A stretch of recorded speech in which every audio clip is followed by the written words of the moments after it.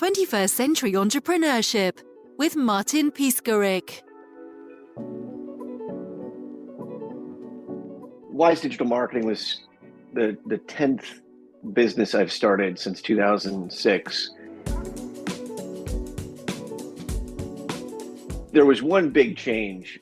We started the business about 8 or 9 months before COVID hit. And I was thinking all along, I'll run the business from home with a couple key people that I recruited and, brought back from some companies that I had started in the past. And I kept thinking, maybe we'll go like 6 months or a year, and then I'll go find an office and I'll start building out, the company like I've done in the past. And, COVID hit less than a year in. And it really changed for the better, the direction of the business,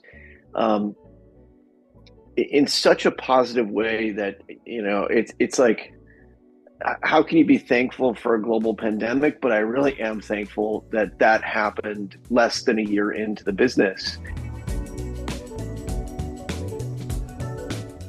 I think it helped in two ways. One, it helped show the rest of the world something that people in, a digital focused business model had already seen, which is you can do business from anywhere. You don't have to be in a stuffy office that costs a boatload of money and forces people to come in and have, this daily routine that, isn't quite necessary in a lot of business models. And two, it saved us a boatload of money because, instead of having like the rent and the groceries and the cleaning services and all of these, additional IT services and all this security and protection and blah, blah, blah, we got to put that into salaries and put it into going out and finding the best talent around the globe. And because I think we were already sort of thinking that way, we were able to move a lot faster because the timing is interesting. We didn't have an office lease. We didn't have to deal with all that stuff. The spouses and partners of all of our employees did, and their lives were disrupted. Our lives were not. So it was an interesting time to start a business.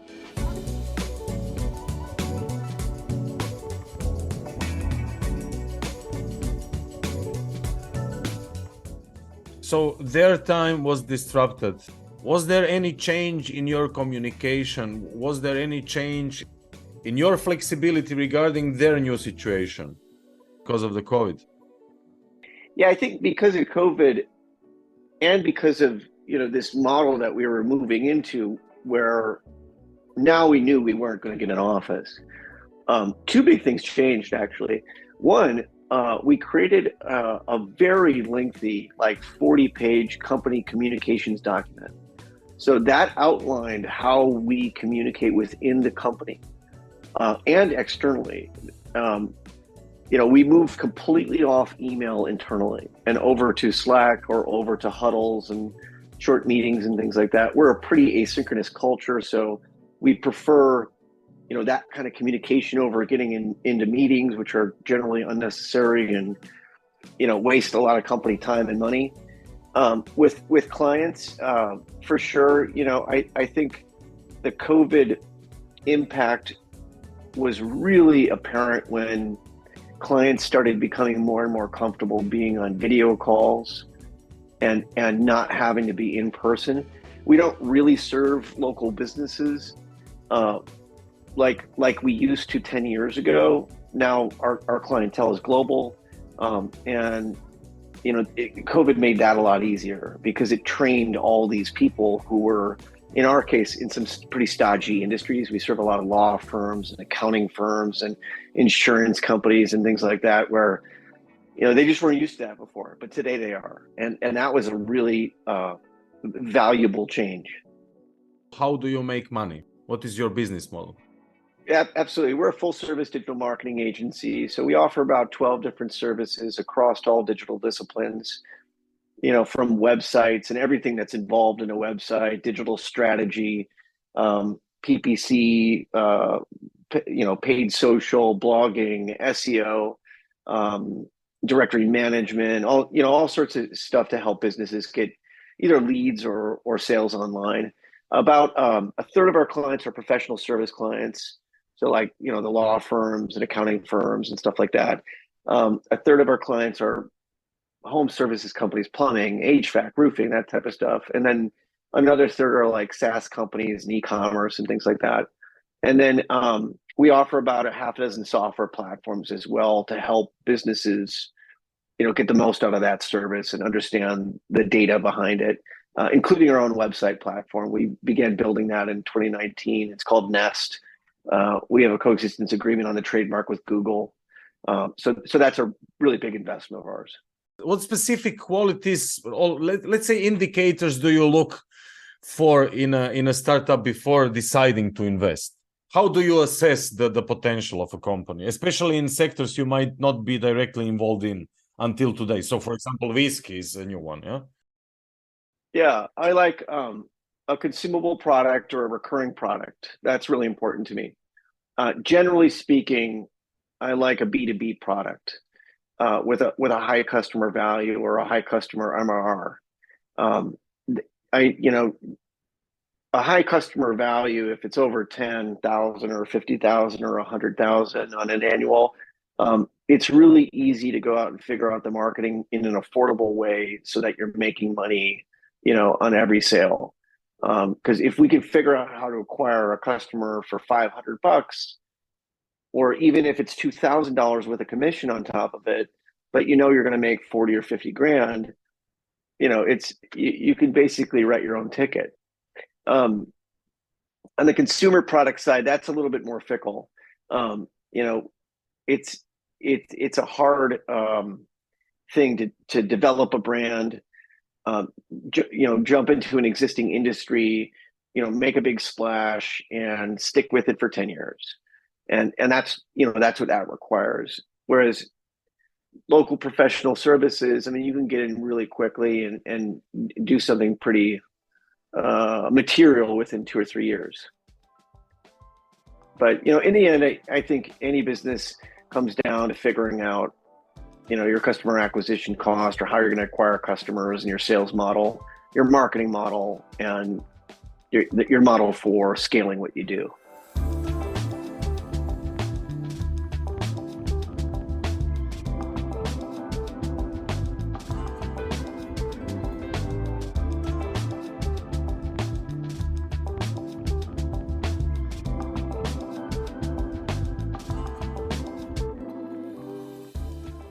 How do you balance giving advice and letting the company's leaders decide on their own?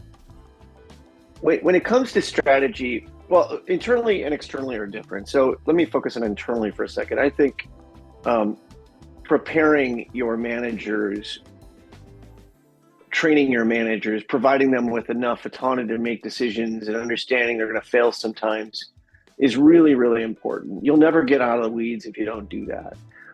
In my agency, in fact, I'm in a CEO mastermind group with about maybe 8 other agency owners, and I asked them on a call recently. I asked everyone on the call to tell me what percentage of their time monthly or annually goes into client work. And generally speaking, I think the consensus was about 20 to 30%. Of that CEO's time is going into their clients' work and businesses. For me, it's less than 5%. And I was the outlier. And I designed the business that way on day one. I knew this business wouldn't grow into the business I wanted to be if I was stuck working on my clients' businesses. Now, that isn't to say I will never work on a client's business, but I would rather meet with the head strategist of that department, or that account manager, or the head of the SEO department or design department, to talk about my ideas with them, and then let them present those to the clients so they came back as the authority figure, not me. I don't want to be stuck, working on that stuff. I'm not for sale also. Like, I make enough money where, you couldn't offer me an hourly rate that would interest me to work on your business. I've thought about it before. Would it be $1,000 an hour? I'm like, I don't know. I don't think so. I have too much other stuff going on.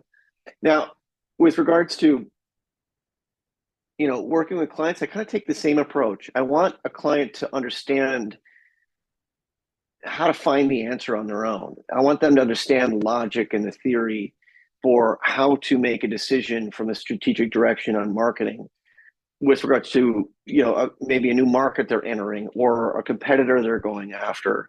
And I want to teach them the way I teach the strategists at our company. And that served me really well because, one, it shows them that I know what the hell I'm talking about, and two, they're gonna when they meet with me and they ask for my time, which I don't give out very freely. They're not going to come back to the well because I taught the man to fish. I didn't give them a fish.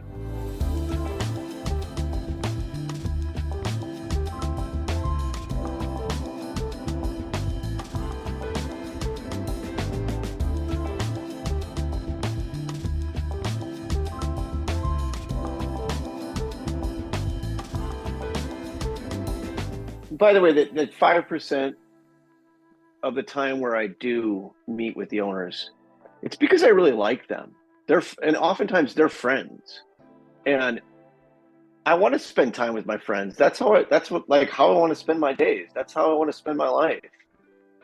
I really enjoy conversations with business owners. I wouldn't be doing this if I didn't. I probably have spoken at length with 5,000 business owners over the last 10 years. And my former software company that we sold had 50,000 small business clients. And so, when I moved into a model where I was going to speak with less, which is still a lot, 5,000 business owners over 10 years, I wanted to have deeper conversations with them to understand, who they are, why they're doing what they're doing, what their dreams are, what keeps them up at night, all those types of things, like what their goals are and how long they want it to take to get there. But, I really like those conversations. I just don't want to have those conversations with people that A, don't appreciate my time, and B, don't go out and try and learn on their own. Because, I don't want to, be the agency that's spending half of their time trying to teach and reteach the client and half of the time doing the work. We get so many business owners in the small business arena of digital marketing that, don't appreciate this stuff, don't want to learn it, don't have any attempt at all to learn it. And those are the most taxing people on an agency. And if they're not going to, try and learn on their own some of this stuff and respect our authority, I have no interest in talking to them. And when you say, I want to spend time with my friends, and when you say, I wanted to have deeper conversations with them, can you go into your daily routine and your mindset? That's also a topic that we discuss very often. So do you have any specific mindset? Are you a positive person? What kind of mindset do you have? And what kind of daily routine to have that kind of time structure, time management?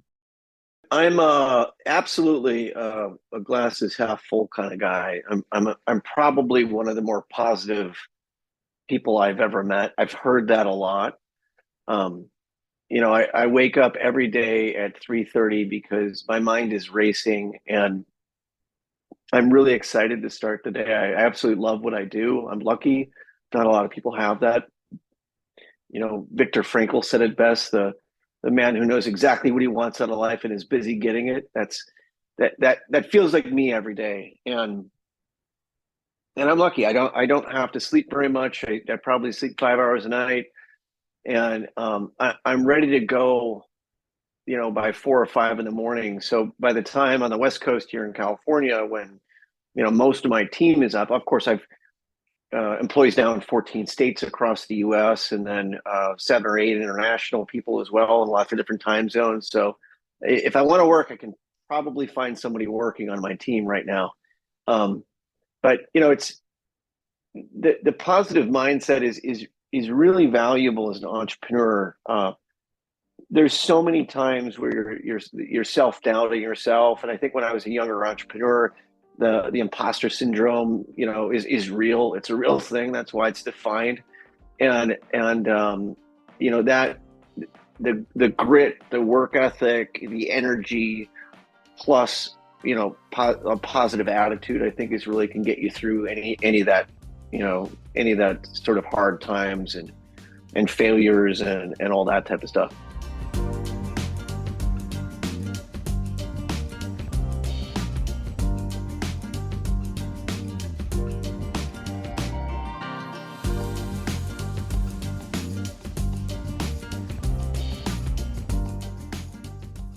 The reason I started writing for Forbes, and then that's kind of led into the book that I'm writing, is I wanted to, having had a great in-depth conversation with 5,000 business owners, I really learned a lot about what makes me tick as an entrepreneur, because I've talked to so many people where it's sort of mirrored back to you, and what makes others tick, and everybody's got a different path in life. That could be, they really want to create a lot of great wealth, or they want to have a lot of great, like, sort of family time and balance in their life, or they want to travel and the freedom. And so, like, every business owner's desire for starting a business is different. In the end, most business owners get to a place where they can't sleep at night at some period of times in starting their first business.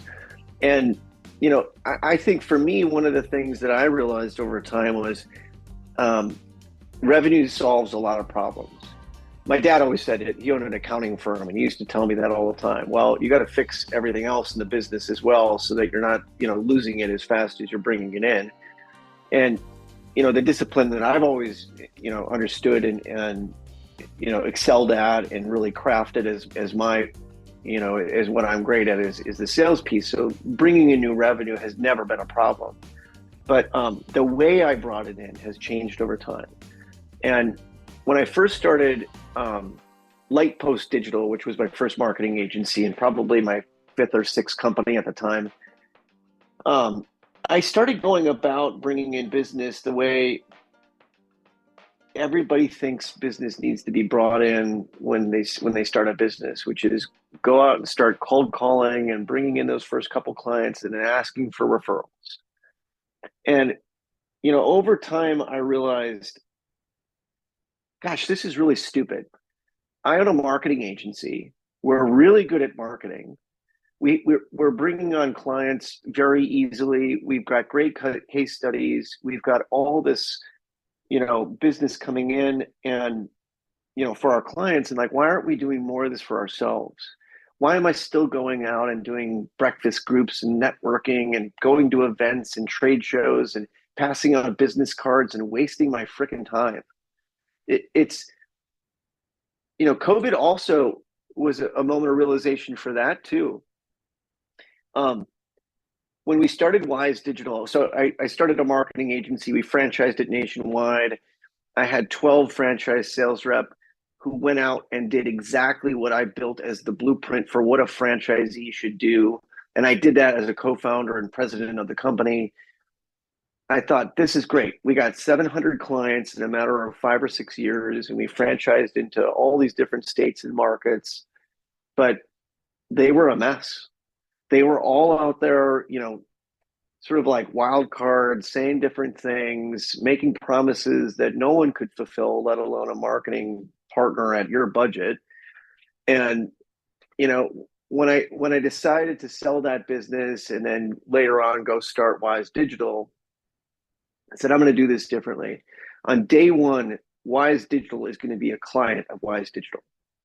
And so we went out and signed the biggest SOW that the agency had in year one.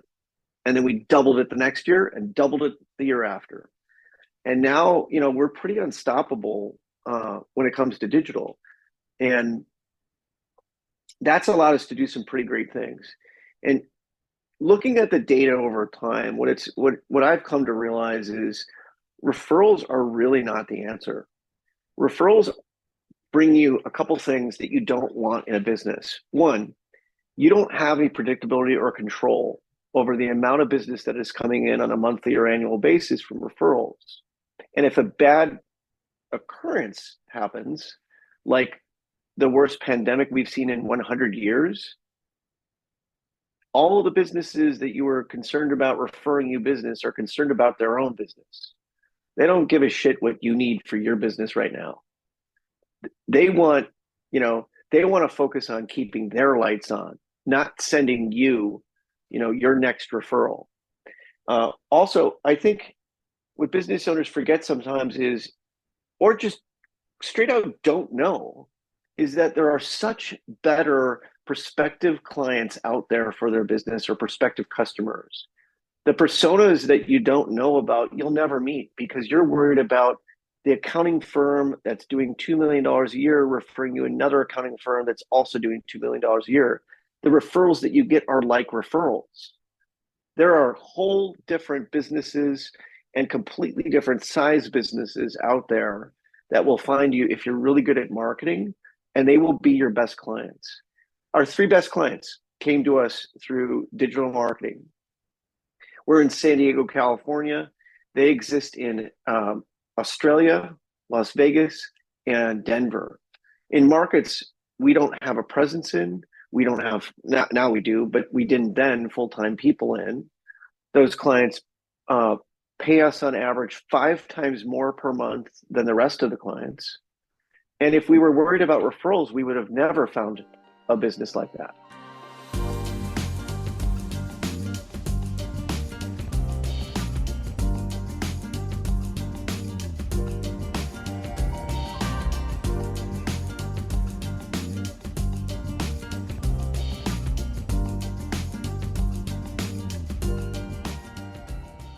I knew when I started Wise, I wanted to grow very fast. The thing that I was focused on was I wanted to hit the Inc. 5000 fastest growing company list.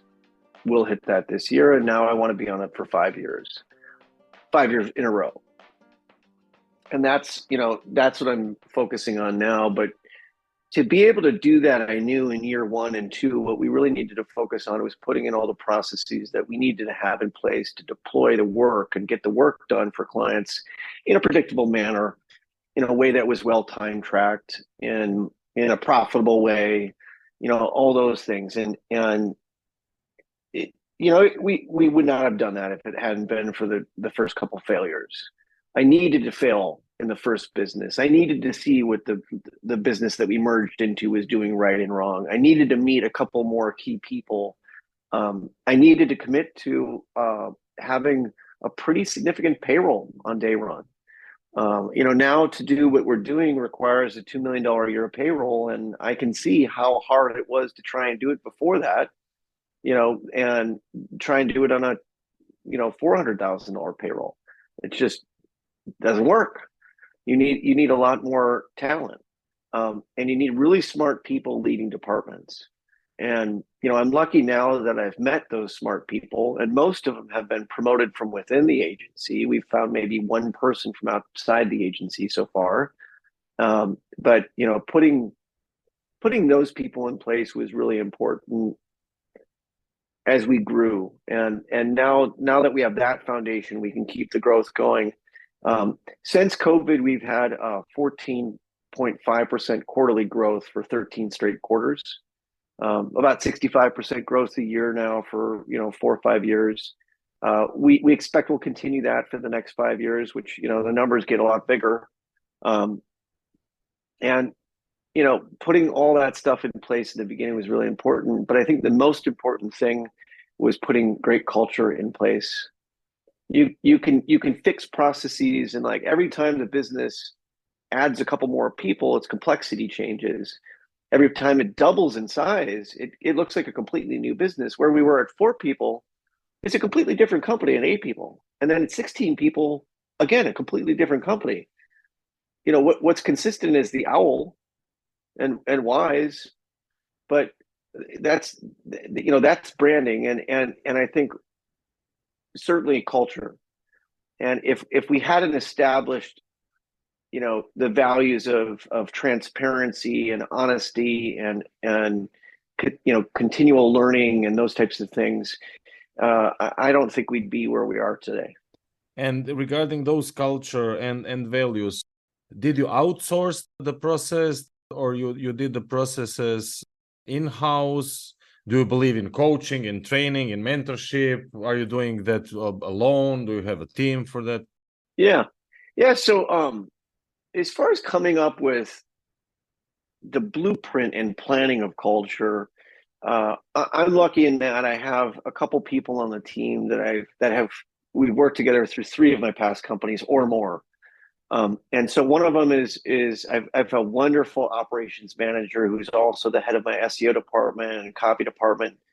And he and I are really, really nerd out on process and culture and all that stuff. So we've had really a ball of a time putting together our thoughts and our ideas. And a lot of that stems from the books that we read.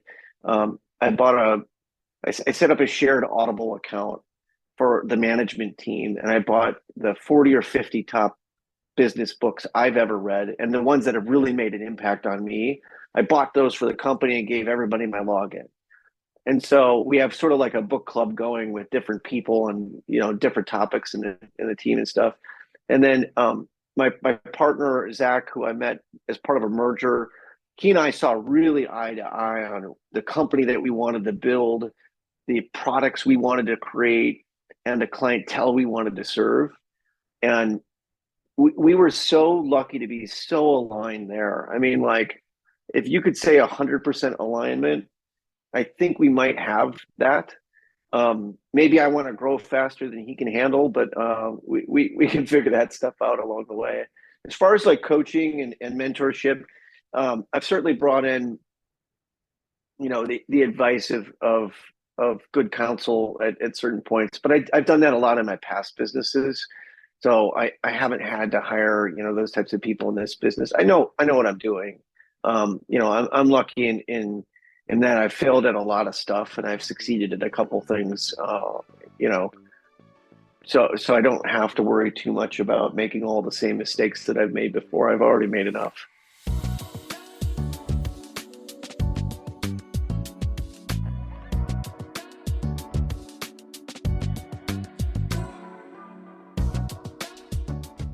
A couple of things happening that I'm really excited about. I mean, Wise Digital is my baby, will be my baby for the next 10 years. And I'm so excited about the ability to help a lot of different types of businesses. And the swath of industries and countries we serve is a pretty big footprint now, about 30 or 40 different industries. We've got clients in 4 English-speaking countries.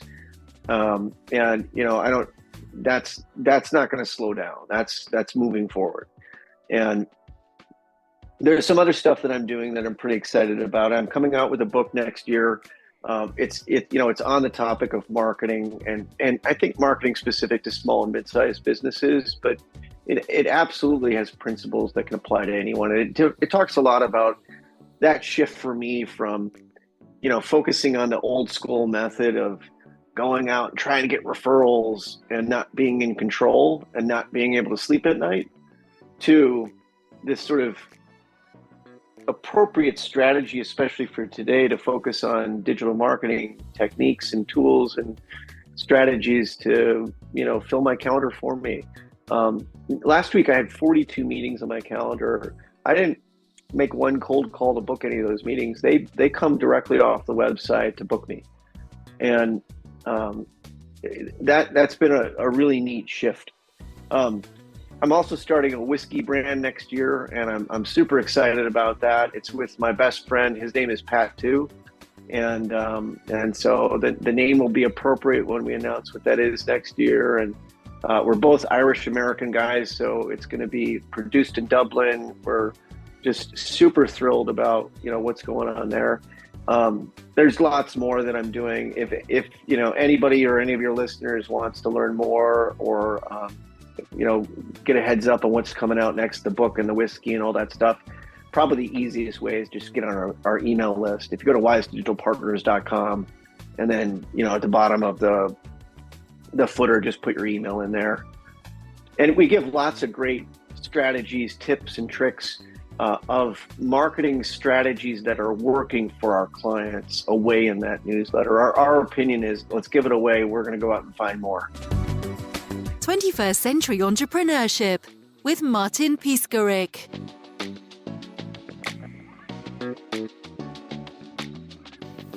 Imagine a space where triumphs, trials, and tales of entrepreneurship come alive.